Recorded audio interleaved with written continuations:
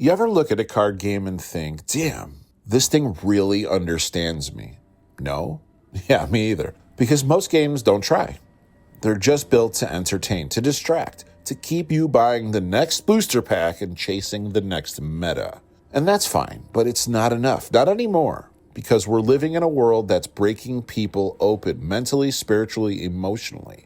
And people don't just need distraction. They need connection. They need meaning. They need to see themselves in the stories. That's why every single part of MageTCG's lore is intentional. Not for shock value, not for clout, but to mirror the world we live in. To say the things most games are too scared or too sanitized to say. Let's break it down. The 7 Deadly Sins and Heavenly Virtues set. These aren't just themes. They're the core tension of being human. Every character, every card, every story in this game lives on that spectrum. Wrath versus mercy, greed versus generosity, pride versus humility. And you know what? Sometimes the villains are the ones who gave too much. Sometimes the heroes did some really shady shit to get to the light. Because that's real life. You're not all good, you're not all bad, you're both. You're a mess of choices, trauma, dreams, fear, and hope. MageTCG doesn't hide that. It celebrates it. The Ancient Torture Devices set. Yeah, this one messes with people. Ancient, brutal machines of suffering turned into playable cards. But here's the thing. They're not glorified, they're witnessed.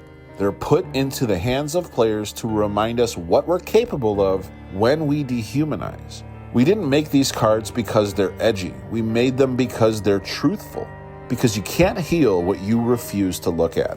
The DSM-inspired cards. Mental health isn't a sidebar here. We've got cards that reference anxiety, dissociation, narcissism, OCD, addiction, depression, reckless impulsivity. Not in a cartoonish way, not in a quirky trait kind of way, but as manifest forces, spells, afflictions, curses. Things you have to work through, play through, choose to understand. Because players today, we're dealing with that shit in real life. So why not reflect that in a way that's cathartic? That feels powerful instead of shameful. The Oppenheimer card set.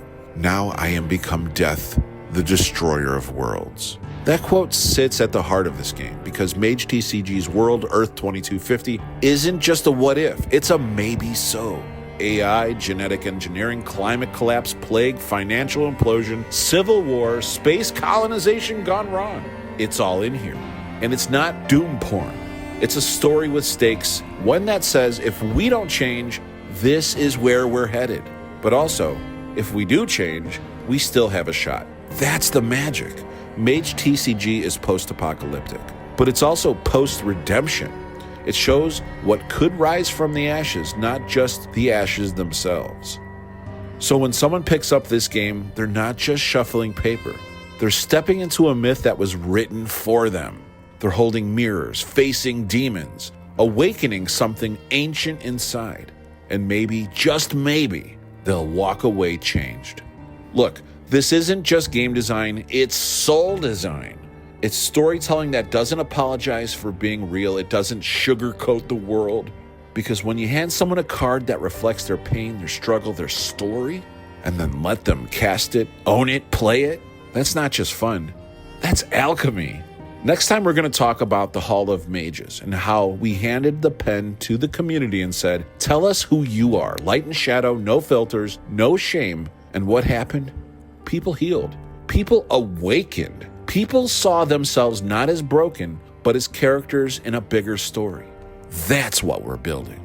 Until next time, don't just play games, play with purpose.